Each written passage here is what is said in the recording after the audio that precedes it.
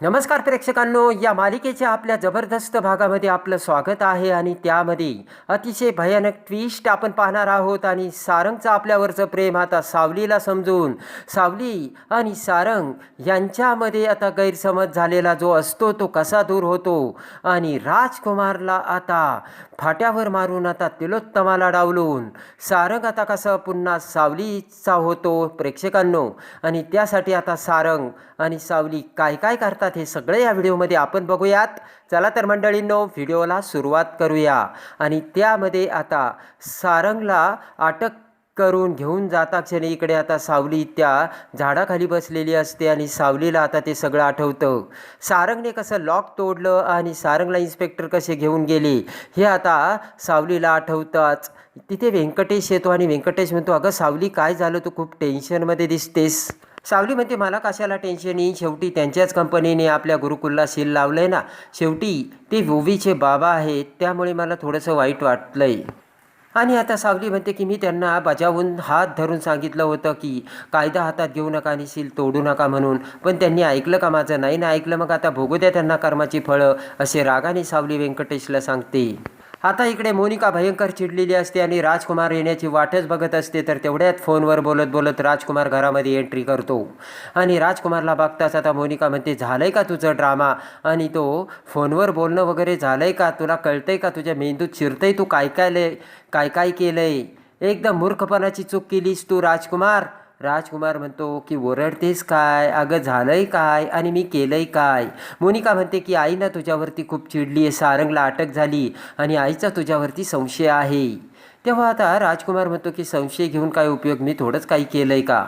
आणि इकडे आता मोनिका राजकुमारला म्हणते की मी तुला फक्त सांगितलं होतं की सारंगला अडकव म्हणून नव्हतं सांगितलं. राजकुमार म्हणतो मी अडकव म्हणून ऐकलं. तर आता मोनिका म्हणते की दरवेळेस तू स्मार्टपणा करायला जातोस राजकुमार. आणि तेवढ्यात आता राजकुमार असे ओरडतच तिलोत्तमा तिथे येते. तर राजकुमार आता बिलंदर मांजरीसारखा त्याच्यासमोर उभा राहतो. तर बोट करत तिलोत्तमा म्हणते, काय केलं आहे राजकुमार, तुम्हाला खरं सांग. तर आता राजकुमार म्हणतो, मी काय केलं? मला आत्ताच मोनिकाकडून कळलं आहे सारंगला अटक झाली म्हणून. का झाली ग आई अटक? असा नाटक करत आता राजकुमार तिलोत्तमाला बोलतो. आणि आता तिलोत्तमा म्हणते की तूच सांग मला काय घडलंय ते. सारंग गुरुकुलात सील तोडायला गेला होता आणि त्याच वेळेस त्याला अटक कशी झाली? आणि आता राजकुमार म्हणतो की आई मला तूच सांगितलं होतं ना वकिलाला घेऊन जा आणि तिथे गुरुकुलाला सील लाव म्हणून.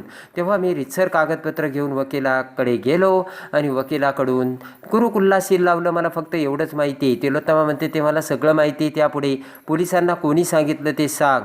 आणि राजकुमार म्हणतो की सारंगने आपल्याला मूर्खपणा केला, फक्त त्या मूर्खपणामुळे त्याला अटक केली. मी काय करू त्याला? तर तिलोत्तमा म्हणते खोटं बोलू नकोस.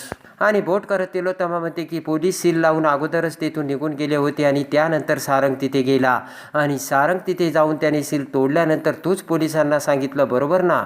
आणि आता तिलोत्तमा म्हणते की खरं सांग राजकुमार, आणि जर तुम्हाला खरं सांगितलं नाही तर मी विसरेन की तू माझा मुलगा आहेस म्हणून. आणि त्यानंतर रागाने तिलोत्तमा तिथून निघून जाताच आता मोनिका म्हणते की खाल्लं का आता आईकडून शेण? आणि मोनिकासुद्धा तिथून निघून जाते. त्यानंतर राजकुमार आता सावंतला फोन लावत म्हणतो की होईल ना रे त्याचा जामीन. आणि इकडे आता अबीर हा एकटक रडतच असतो आणि सावलीला म्हणतो की ओवीच्या बाबांची मला काळजी वाटते आणि वाईट वाटतं. त्या बाबांनाच कसे अटक करून पोलीस घेऊन गेलेत. आणि रडतच अबीर म्हणतो की आता ओवीसुद्धा किती रडत असेल. आणि अबीर रडू लागतो. आणि इकडे आता सावलीचं सुद्धा लक्ष लागत नसतं आणि भाजी निवडत असताना आता भाजी बाजूला टाकून काड्या आता सावली ताटात टाकत असते आणि ते ताट अबीरला देत म्हणते की ही भाजी आतमध्ये नेऊन ठेव. अबीर म्हणतो, हे काय केलंयस आई तू? अगं या काड्या आहेत आणि भाजी तू टाकून दिलीस. सावलीचं सुद्धा ते लक्ष नसतं. आणि ते बघून व्यंकटेश म्हणतो, सावली मला कळतंय तुला खूप त्रास होतोय आणि तू तुझ्या भावना माझ्यासमोर मोकळ्या जरी केल्या तरी चालतील. तेव्हा आता सावली म्हणते की व्यंकटेशची असं काहीच नाही आहे, मला काहीच झालेलं नाही आहे. आणि व्यंकटेश म्हणतो की मला चांगलं माहिती आहे आज सारंगला अटक झाली, यामुळे तुझा जीव वर खाली होतोय ना सावली. आणि आता व्यंकटेश म्हणतो, का स्वतःशी वाईट वागतेस सावली तू? आणि सावली म्हणते की मी त्यांच्यापासून दूर गेले होते तरीच सुद्धा ते माझ्या आयुष्यात परत का आलेत आणि हा वेडेपणा त्यांनी का केला आणि कशासाठी केला, असे म्हणत आता सावली देखील रडू लागते. आणि इकडे आता जगन्नाथ हा पोलीस स्टेशनमध्ये येतो. तर सावंत हा मोठ्या IT मध्ये आता खुर्चीवर बसलेला असतो. तर जगन्नाथ सावंतकडे येत म्हणतो की इन्स्पेक्टर साहेब, ते गुरुकुलामध्ये सील तोडले ना, ते सारंग मेंदळ्यांना भेटता येईल का? तर लगेच मोठा आवाज करत इन्स्पेक्टर म्हणतो की काय भाजीपाला मार्केट आहे का आणि परवानगी आणली का? मोठ्या आवाजात बोलू नका, खालच्या आवाजात बोला.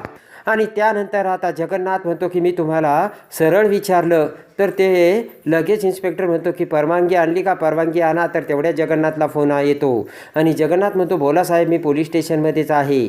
आणि इन्स्पेक्टर सावंतच्या आता पोलीस वर्दीची ड्रेसकडे बघत जगन्नाथ आता त्याचं नाव वाचतो आणि म्हणतो की हो हो, हे इन्स्पेक्टर सावंत इथेच आहेत. आणि लगेच आता जगन्नाथ म्हणतो देतो ना, त्यांच्याकडेच देतो. आणि एवढ्यात आता जगन्नाथ त्याचा मोबाईल आता सावंतला देताच आता सावंत मोबाईल हसत हसतच घेतो आणि बोलू लागता क्षणी खडकन सावंत उठून उभा राहतो. तर त्याच वेळेस आता सावंतच्या खालची खुर्ची खाली पडलेली असते आणि सावंत आता त्याच्या साहेबाला सलाम ठोकत आता बोलू लागतो. आणि लगेच आता त्याला आदेश येतात. तर लगेच सावंत म्हणतो हो हो सर, काम होईल. आणि लगेच आता फोन ठेवत सावंत जगन्नाथची माफी मागतो आणि म्हणतो तुम्ही बसा ना. जगन्नाथ म्हणतो आधी तुमची बसायची व्यवस्था नीट करा.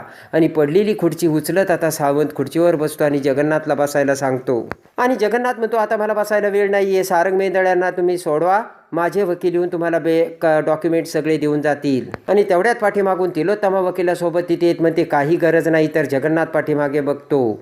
तिलोत्तमा म्हणते की माझ्या घरच्या माणसाला एका परक्या माणसाने बेल देणं त्याची आत्तापर्यंत अजून गरज पडली नाही आणि पडणारही नाही. आणि तिलोत्तमा म्हणते की त्याची आई त्याच्या पाठीशी खंबीरपणे उभी आहे आणि अजून जिवंत आहे. वकिलाकडून पेपर घेऊन ते तिलोत्तमा आता इन्स्पेक्टरला देते. तर इन्स्पेक्टर आता सारंगला बाहेर काढायला सांगतो. आणि जगन्नाथ म्हणतो की तिलोत्तमा, तू जर हट्ट केला नसता आणि गुरुकुलाचा जागा घेण्याचा जर हट्ट सोडला असता तर तुझ्या मुलाला आज कोर्टाची पायरी चढायची वेळ आली नसती. आणि जगन्नाथ म्हणतो की तिलोत्तमा, तू अजूनही चुकतेस. ज्यावेळेस सावली या शहरात आली त्यावेळेस मी अजूनसुद्धा सारंगला सांगितलं नव्हतं. आणि तिलोत्तमा म्हणते की माझा जीव गेला तरी चालेल, पण मी तुझ्या लेकीला माझ्या घरात आणि सारंगच्या आयुष्यात कधीच येऊ देणार नाही. आणि आता जगन्नाथ म्हणतो की तूच माझ्या लेकीला सन्मानाने जर त्या घरात घेऊन गेलीस तर काय माहिती. तर आता तिलोत्तमा म्हणते वाट बघ. आणि जगन्नाथ आता हसतच तेथून निघून जातो. आणि इकडे आता सारंग हा बाहेर येताच आता तिलोत्तमा खुश होते आणि म्हणते की सारंग आलास तू आणि तू काही काळजी करू नकोस, हे सगळं विसरून जा, काही होणार नाही तुला. तर लगेच आता सारंग म्हणतो झालं आणि सारंग बाहेर निघून जातो. तिलोत्तमाला धक्का बसतो आणि तिलोत्तमा म्हणते सारंग, तर काही एक ना ऐकता सारंग गेलेला असतो. इकडे आता घरामध्ये मोनिका ही राजकुमारवर भडकलेली असते. आणि मोनिका म्हणते की झालं का तुझं समाधान? अरे तुला माहिती आहे का त्या म्हातारीचा तुझ्यावर नाही तर फक्त त्या सारंगवर जीव आहे. आणि आता ना म्हातारीने तुझा अजूनच डोक्यात राग घालून घेतला आहे. आता याच्यातून बाहेर कसं पडायचं ना ते बघ. तर आता राजकुमार म्हणतो त्यातून बाहेर कसं पडायचं त्याचाच मी विचार करतोय. तर मोनिका म्हणते की आता ना हे सगळं खापर त्या म्हातारीच्या डोक्यावर फोडून मोकळा हो. आणि एकांतात सारंगला सगळं सांगून टाकायचं की मला आईने सांगितलं होतं हे सगळं करायला म्हणून. आणि मोनिका म्हणते की तिनेच मला आज्ञा दिली होती त्या गुरुकुलाला सील लाव म्हणून आणि मी तिच्याच आज्ञेचं पालन करत होतो, असंच तू सारंगला सांग. आणि मोनिका म्हणते की त्यामुळे सारंग तुझ्या आईला बोलूच शकणार नाही आणि हे खरंच आहे ना. आणि इकडे आता राजकुमार मोबाईलमध्ये बघत असतो आणि राजकुमारचं मोनिकाकडे लक्षच नसतं. आणि लगेच आता राजकुमारला खंड्याचं पालघरमध्ये लोकेशन सापडतं. आणि लगेच आता राजकुमार उठून तिथून निघून जाऊ लागतो आणि म्हणतो की खंड्याचं लोकेशन सापडलं. आणि आता ते ऐकताच मोनिकाला बसलेला असतो तो सगळ्यात मोठा धक्का. मोनिका आता जाम घाबरते आणि मोनिका विचार करते की शेवटी राजकुमारने खंड्याचं लोकेशन सापडवलं ज्या ठिकाणून तो मला कॉल करत होता तो. आणि हा खंड्याना कॉलसुद्धा उचलत नाही. आणि इकडे आता जगन्नाथ घरी येताच आता सावली त्याला पाणी देते आणि म्हणते की बाबा काय झालं. तर जगन्नाथ म्हणतो काय घरात एवढी शांतता का. आणि इकडे आता सावली तिथून जाऊ लागताच आता जगन्नाथ म्हणतो सावली थांब, सारंगबद्दल तुला अगोदर जेवढं प्रेम वाटत होतं तेवढंच प्रेम आजही वाटतंय. आणि सावली म्हणते मला त्याचाच त्रास होतोय.